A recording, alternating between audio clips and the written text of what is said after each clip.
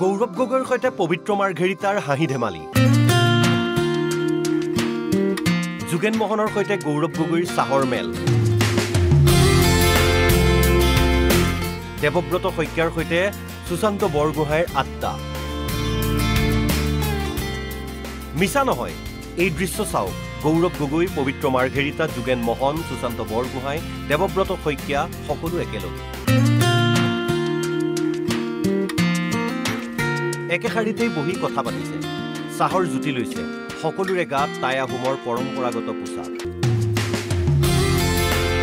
আপুনি হয়তো ভাবিছে বাঘ সাগৰ এই মহামিলন কিয় এয়া ৰাজনীতি নহয় এয়া পূজাৰ পৰিৱেশ শিৱসাগৰৰ বকতা বৰদেউখালত উমফা পূজা পালন উমফা পূজাত শাসক বিৰোধীৰ মহামিলন স্বৰ্গদেউসকলৰ দিনৰ পৰাই পালি অহা হৈছে এই পূজা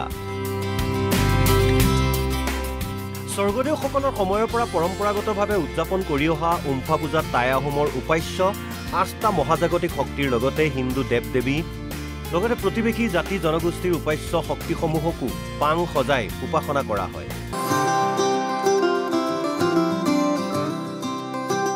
মোহন দেউধাই আৰু বাইলুং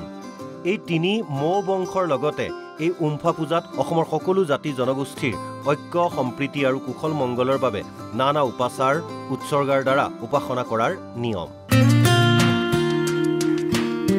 শিৱসাগৰ জিলাৰ বকতাৰ বৰদেউখালৰ উমফা পূজাত অংশ লয় কেন্দ্ৰীয় মন্ত্ৰী পবিত্ৰ মাৰ্ঘেৰিটা আৰু সাংসদ গৌৰৱ গগৈয়ে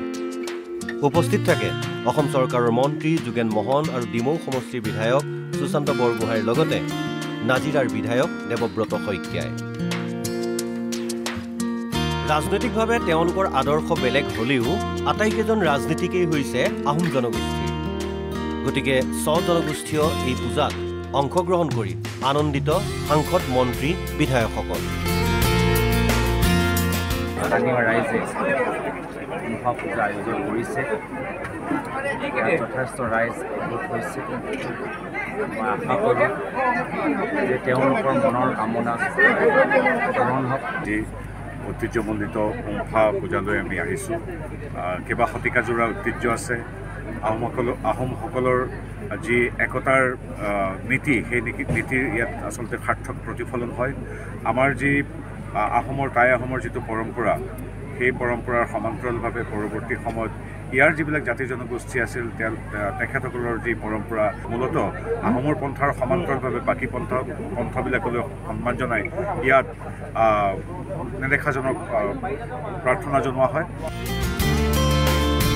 নাজিৰাৰ পৰা সৌৰভ কোচৰ ৰিপৰ্ট NB নিউজ